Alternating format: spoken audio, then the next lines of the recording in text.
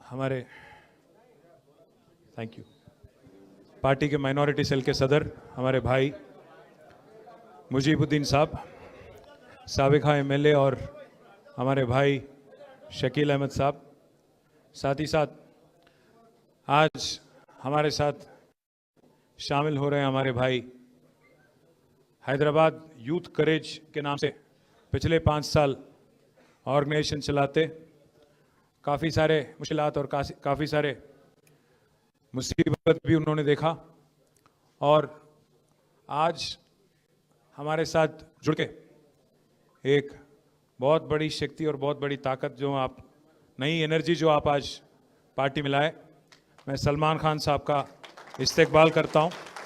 साथ ही साथ उनके वालिद साहब हकीम खान साहब और शहबाज खान साहब, यूनुस खान, आसिम खान साहब, गफ़ार खान साहब, मोहम्मद शरीफ, इरफान खान, अहमद खान, शोएब खान और जितने भी हमारे भाई हैं जिनका मैं नाम नहीं लिया हूँ, आप सबका भी मैं तहे दिल से शुक्रिया अदा करता हूँ, इस्तेकबाल आपका भी करता हूँ, वेलकम करता हूँ।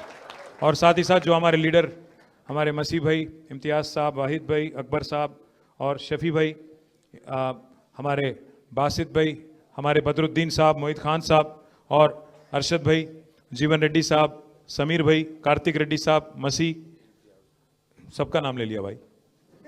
और जिसका भी नाम नहीं बोला मैं माफ़ी चाहता हूँ, पहले एडवांस में माफ़ी चाह रहा हूँ। भाइयों, अब तमाम नौजवानों से मैं भाई इतना ही कहना चाहता हूँ, कल रात में मेरी मुलाकात हुई सलमान से।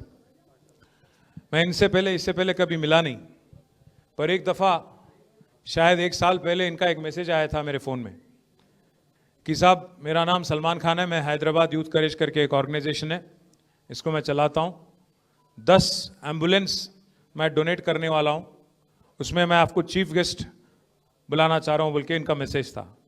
मुझे खबर नहीं था, मालूम नहीं था, अंदाज़ा भी नहीं था कि सलमान खान कौन है, क्या है, हैदराबाद यूथ करेज क्या है, नहीं मालूम था। मैं माफ़ी चाहता हूँ, मैं झूठ नहीं बोलूँगा। तो मैं अपनी टीम से पूछा कौन है भाई ये बच्चा, बोले साहब हम लोग थोड़ा चेक करके बताएंगे। फिर बाद में बोले अच्छा काम कर रहा साहब, बहुत अच्छा काम कर रहा, गरीबों की खिदमत करने की कोशिश कर रहे इन्हों। सलमान खान नौजवान लड़का है, शायद 30-35 के बीच में उम्र रहेंगी, काम तो कर रहे हैं, कोशिश तो कर रहे हैं। तो मैंने पूछा हमारे टीम से इरादा क्या है, कोई सियासी फ़ायदे के लिए कर रहे हैं, किस चीज़ के लिए कर रहे हैं? बोले नहीं साहब, लगता तो यही है कि खिदमत करने की कोशिश कर रहे हैं, पर बदकिस्मती वक्त का ये था, प्रॉब्लम था, इसीलिए मैं प्रोग्राम में तो शामिल नहीं हुआ, पर ज़रूर तब से मैं इनकी जितने भी एक्टिविटीज़ हैं सब पे मैं नज़र रख रहा हूँ, गौर कर रहा हूँ। और आज खुशी की बात यह है कि ये जो नौजवान लड़का है सलमान, इतना मैच्योरिटी के साथ आज जिन्होंने जो बात रखने की कोशिश की, एक ही बात में उन्होंने सब कुछ बोल दिया कि हमने बार बार मौका दिया कांग्रेस को और उन्होंने बार बार धोखा ही दिया हमको। ये बस एक सेंटेंस में कांग्रेस की हिस्ट्री, कांग्रेस की तारीख पूरा उन्होंने बता दिया। भाइयों, मैं आपसे 2-4 चीज़ कहना चाहता हूँ। पहली बात ये कि अभी करीब 80 साल होने को आया हिंदुस्तान आज़ाद बन के।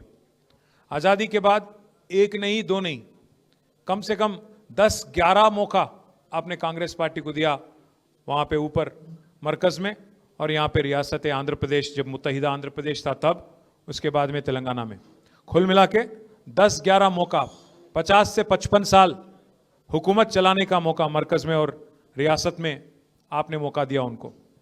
कांग्रेस बस हमेशा से एक ही बात मानती है, उनको लगता है कि वो गुत्तेदार हैं, ठेकेदार हैं मुसलमानों के वोट पे।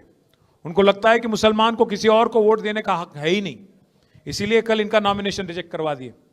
सलमान अगर वहाँ पे नॉमिनेशन उनका एक्सेप्ट हो जाता, कांग्रेस को मालूम था कि मुसलमान बच्चे जो आपके साथ जुड़ के हैं ज़रूर कोशिश करेंगे, मेहनत करेंगे और शायद दोनों पार्टियों में, चाहे वो बीआरएस हो या कांग्रेस हो, दोनों में से किसी को नुकसान हो सकता है।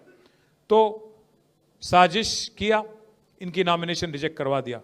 कल मैंने उनको शाम में दावत दिया, बोला कि सलमान मेरे से आके मिलो आप। चले आए, अपने वालिद साहब के साथ आए, हकीम खान साहब के साथ।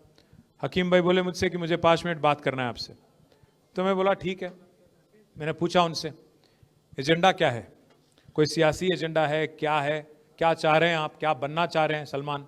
तो उन्होंने बस एक ही चीज़ कहा, उन्होंने कहा साहब हम कोई पोजीशन के लिए नहीं आए, हम कोई पैसे वैसे लेने वाले नहीं हैं, हम हमारे ज़मीर बेचने वाले नहीं हैं, हम बस एक ही चीज़ आपसे चाहते हैं, एक ही चीज़ चाहते हैं आपसे, इज्जत चाहते हैं, और दूसरी बात हमारे जो ख्वाम है उसका खिदमत और उसके कुछ रिक्वेस्ट हैं वो आपके सामने रखेंगे। बस इन चीज़ों के बारे में आप एक आश्वासन दो, एक हामी दो, उसको लेके हम आगे आएंगे। तो मैंने बार बार इनसे पूछा, दोनों से पूछा, फादर से और सन से, दोनों से पूछा कि साहब बताइए क्या चाहिए उनको। बोले कुछ नहीं चाहिए साहब, कुछ भी नहीं चाहिए। मैंने कहा कुछ अगर मदद करूं, कुछ आप इलेक्शन भी लड़ना, इतना कुछ कर रहे हो आप। बोले नहीं, एक पैसा भी नहीं चाहिए, आपके दिल में जगह चाहिए, बस उतना ही कहा उन्होंने। आपके लिए इज्जत, आपके लिए आपकी एक अल्फाज से कल इज्जत बढ़ गया। और हमारे नवीद इकबाल साहब भी यहीं पे हैं।